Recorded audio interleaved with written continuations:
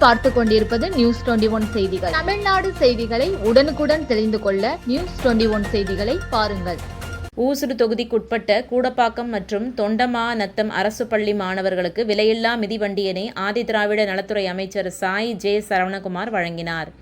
புதுச்சேரி மாநிலம் கூடப்பாக்கம் அண்ணாமலை ரெட்டியார் அரசு மேல்நிலைப்பள்ளி மற்றும் தொண்டமாநத்தம் தீப ஒளி அரசு உதவி பெறும் பள்ளி ஆகிய பள்ளிகளில் இன்று சமூக நலத்துறை மூலம் வழங்கப்படும் விலையில்லா மிதிவண்டி வழங்கும் விழா மற்றும் பொதுத் தேர்வில் முதல் 3 இடங்களை பெற்ற மாணவர்களையும் ஆசிரியர்களையும் பாராட்டி சிறப்பிக்கும் நிகழ்ச்சி நடைபெற்றது.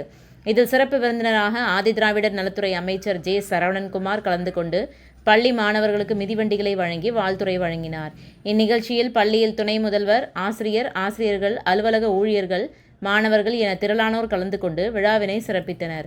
மேலும் பொதுத் தேர்வில் 100% தேர்ச்சி பெற்ற ஆசிரியர்களை சிறப்பித்தும் CBSE பொதுத் தேர்வில் முதல் 3 இடங்களை பிடித்த மாணவர்களுக்கு அமைச்சர் கௌரவித்து சிறப்பு செய்தார். இந்நிகழ்ச்சியில் ஊர் முக்கியஸ்தர்கள் ராமநாதன் ரெட்டியார், தொகுதி ஒருங்கிணைப்பாளர் சாய் ஜே தியாகராஜன், முன்னாள் தொகுதி தலைவர் ஐயனார், NR காங்கிரஸ் தொகுதி தலைவர் ATS தாமோதரன், பாஜக தொகுதி தலைவர் முத்தாலு முரளி, தொகுதி தலைவி மல்லிகா, இளைஞரணி உலகநாதன் உட்பட பலர் கலந்து கொண்டு விழாவினை சிறப்பித்தனர். நியூஸ் 21 செய்திகளுக்காக புதுச்சேரி செய்தியாளர் முருகானந்தம்.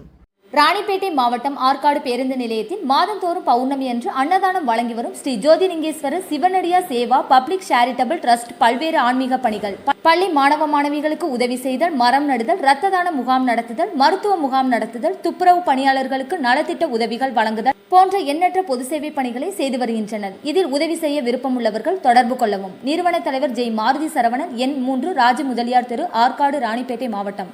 மேலும் விவரங்களுக்கு 9040405952 8098187924 என்ற எண்ணை தொடர்பு கொள்ளவும்.